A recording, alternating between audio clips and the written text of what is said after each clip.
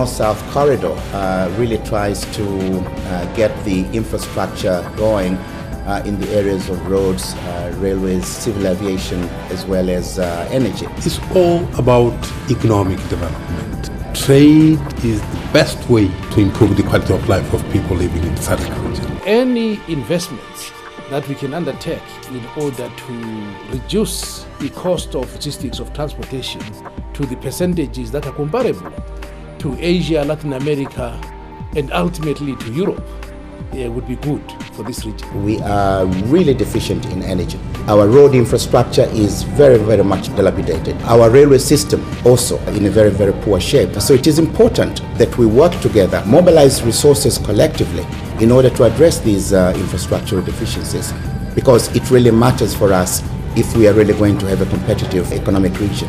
This is a region of hope. The potential is there. This is what makes some of us passionate to say this is a world of unlimited opportunities, both politically, economically, and socially.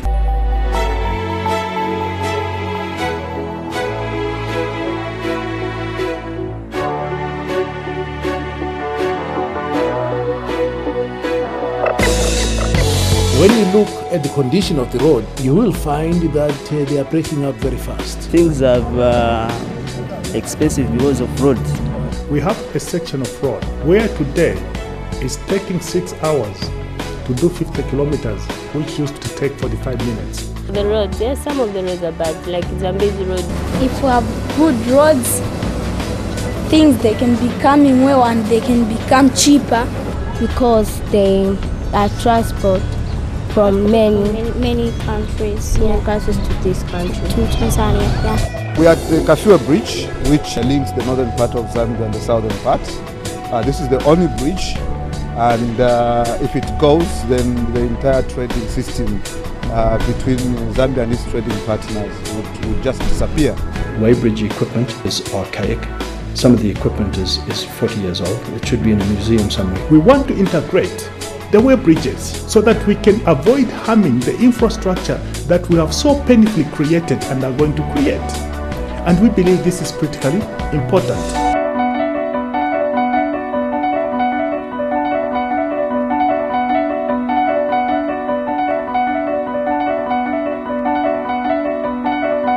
The railways because they've been fabricated long time ago. The construction of the railways in this zone was taken long time, so the railway is broken and no maintenance regularly, etc., etc. This is the biggest problem. Unless we can lift as much cargo from the roads onto the rail, whatever we repair is going to be damaged. So we need to shift back the cargo onto the rails. The rail lines are easier to manage. They last longer before you start working on them again. And in terms of rates, it's going to come down if somebody knows that there's an option. So rail becomes absolutely critical.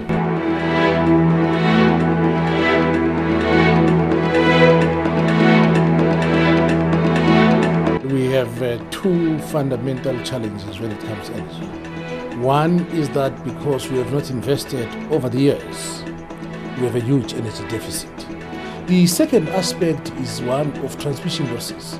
Energy losses are very high in this region. We have power cuts, power shortage, we say power shortage. When you're having power cuts like in the house, the fridge, things go bad, you know.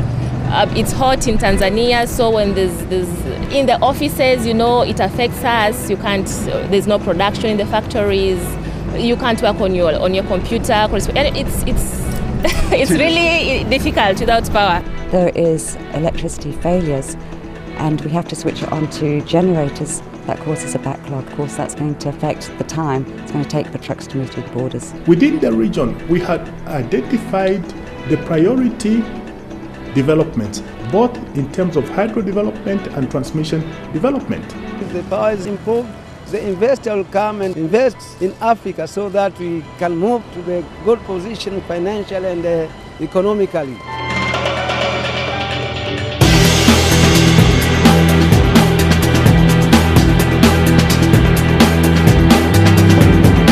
Let's facilitate, let's make much easier. Let's avoid to spend time at the borders.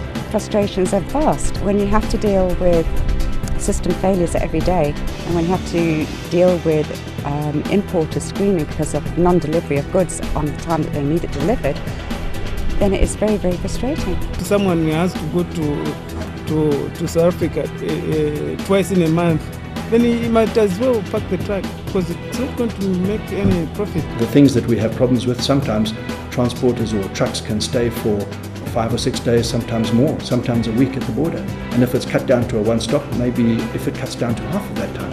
If you take 3 days to cross the border, you are creating the conducive environment for the spreading of HIV and AIDS. Most of these women, they follow truck drivers. They do follow truck drivers, and they are actually commercial sex workers. You know, those sexual workers, they do it, but it's risky. It's risky, but no way to find money.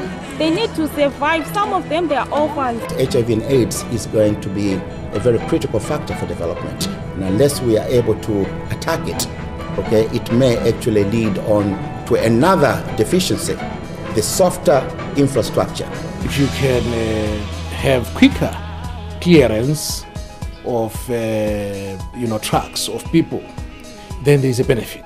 The concept of one-stop border post is one that we have gone full-fledged for, and we are hoping that all the legal provisions, the procedures will support us. It will certainly facilitate trade, it will certainly improve the flow of goods and services.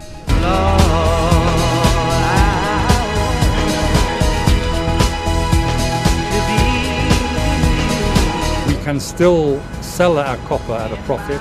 We can still develop those mines, and we need to be able to get all of the other industry moving so that we can realise our potential here in Southern Africa. When it comes to economic activities, like imports, exports, they take place through an economic space. And if you can create a single economic space, at least for those transactions, eliminate the regulatory and administrative and physical barriers, then we are in a win-win situation. The systems are put in place, and it should make a change. It should change the whole of how the region actually works. It is time now to team up to help us to improve the infrastructure, because it's the only strategic intervention that we need in opening up our economic resources. The corridor is absolutely important to everybody in this whole region, and if anybody is prepared to get up and help us to make it work, let them come. The dream of having north-south, south-north corridor that would help movement of goods and investment from one end of Africa to the other is just what will make Africa become a united Africa. Time has come to rise up to this challenge. We remain very excited and very passionate about this particular process. We want to make it happen. We must create the greener pastures here. The resources are here, the potential is unlimited.